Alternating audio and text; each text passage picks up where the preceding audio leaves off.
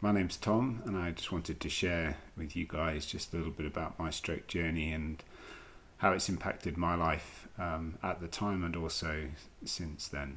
And yes, I was 43 when I had a stroke, which is just coming up to about 2 years ago. And just to tell you, I suppose, about the event itself and what happened, we'd been out for dinner, and it was just normal evening, just walking back to the car, and I was trying to speak with my son and just saying, "Oh, let's go back to the car," or something like that. It was just a basic sentence, and I couldn't say it. It came out slurred. It was just all jumbled, and I was like, "God, I've only had like one glass of wine. What's going on? Like, I can't speak. Why?" And then I tried it again, came out complete nonsense again. And so I don't really remember what Elwood did at this point, but I think he went back to my wife and was just trying to find out why am I being so weird. And so I was like, "I'll see you at the car," or we came out slurred again and carried on walking.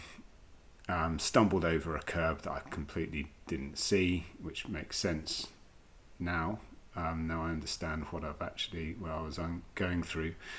And then got to the car, was sitting in the driver's seat, just trying to put my seatbelt on, and couldn't do that. My left arm, I couldn't feel. I was trying to reach up to get my seatbelt on, but was just flapping around. I was trying to use this hand, I think, to try and move it into place to grab it, but it wasn't working. I then felt like someone was grabbing my arm and was pulling it in from the back seat. So I remember at one point just saying, "Stop grabbing my arm." No one was doing that. And it was just a really, really strange period where I don't really know how long it lasted for, but I don't think it was really for more than 5 minutes. But yeah, it was. I remember kind of coming to a little bit in the front seat. My wife had turned the car off, got the keys, and everyone was standing by the door, and I was just like, what's everyone doing? Why are you so intense, and why is everyone crying like I'm fine? But I obviously wasn't, but I just couldn't work out what was going on. I couldn't process it, and it was just this really horrible, intense moment.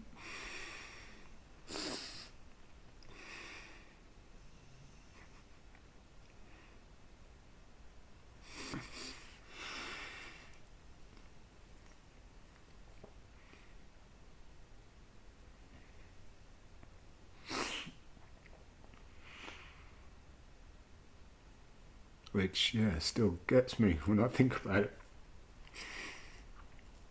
So I had suffered ischemic stroke, which is where blood flow had been restricted to the brain, and there had been a small clot that had gone up into the right parietal lobe, which is, I suppose, I found out later on that impacts your spatial awareness and other things, but I was forever walking into door frames and just couldn't get through them. I just kept banging my shoulder into it. It was a bit weird. I had to really, really think about where I was walking and almost take an extra step to the right every time. Otherwise, I'd have just walked into the door frame. But over time, that went, and actually it went relatively quickly, which was really fortunate for me. And also the numbness in my left arm.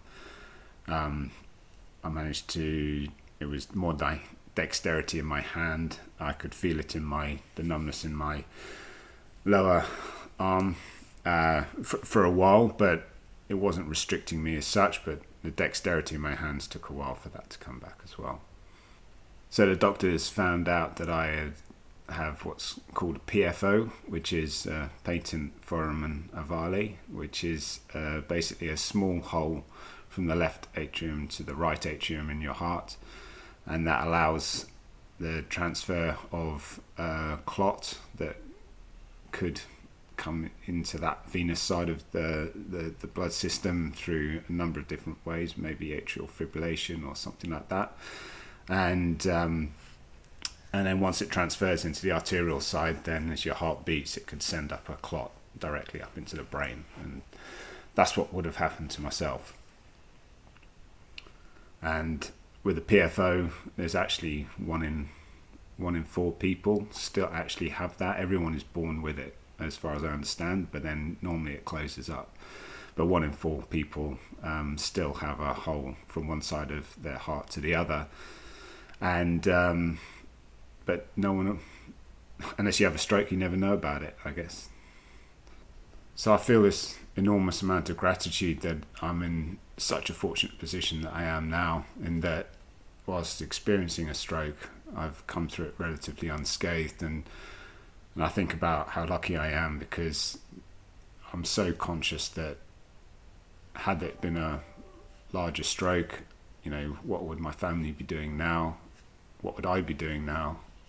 What would I be able to do for myself? And how much care would I need?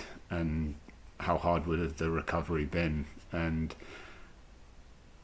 when you have that perspective, you just think, we're so lucky, and I've got to do something that can help others who aren't as fortunate as myself. And I've been given that second chance. So I think that's why we're now in this position where we've set up Loxley Financial with Aaron, and we're really keen to support the Stroke Foundation, because of the good work that they do, raising awareness and helping people who have had strokes and they're not as fortunate as myself. Like, what can we do to help anybody who has had a stroke? And we're passionate about being able to support the Stroke Foundation, and the way that we can do that is by helping people with their home loans and providing them advice on those. And then in turn, the money that gets generated from the lender, as it gets paid through to Loxley, 10% of that goes directly to the Stroke Foundation. And that's a good start to provide some help to those who need it more than we do.